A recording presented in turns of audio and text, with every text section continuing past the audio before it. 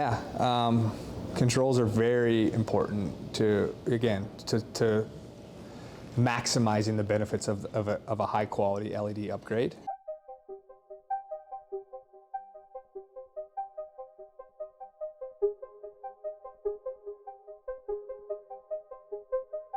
The initial reduction, call it from a 400 watt metal halide down to, let's just say 120 watt LED high bay, is where the bulk of the savings is coming, 80 to 90%. But getting the right control strategy in there can like harness an extra 10 or 20% energy savings over time. Over 10 years, that's a lot. And so every customer has different objectives and goals. And so, starting with the basic on-off occupancy sensor, whether that's in an office space or on a fixture where you walk under it, turns on when you're there, and then after 5, 10, 15 minutes, you leave and it turns off. I mean, that's the basic sensor that we're seeing in the market today. And then there's also what we were calling like a smart motion control sensor, where it has some added functionality. Certainly still has the on-off, but it has the ability to dim down.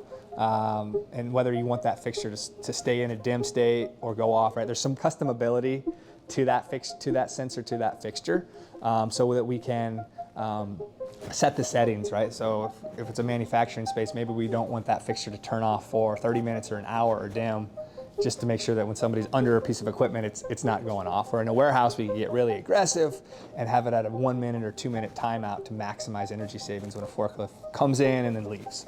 And so there's different, our project management team is really good at customizing the sensor strategy for these space types, working with the customer. And I think, in that same vein, those sensors can, daylight harvest, so they can sense natural daylight, whether that's when the dock doors are open or there's a lot of skylights, and so they can dim down, during the sunny months. And so, all the way into networked back-end controls that give the customer an interface, whether that's something they log into from their computer or their phone, a wall tablet, where they can set schedules for their system. They can see how, what times of the day people are occupying their building, and so you can just leverage more data, and you can really just track and set settings and basically see when fixtures need to be maintained, or when they fall offline. Just give some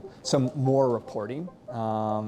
So yeah, I think all the way from what we would call occupancy all the way up to smart controls to network lighting controls. And again, that technology is, there's new improvements to that, I would say monthly, quarterly, so it's exciting.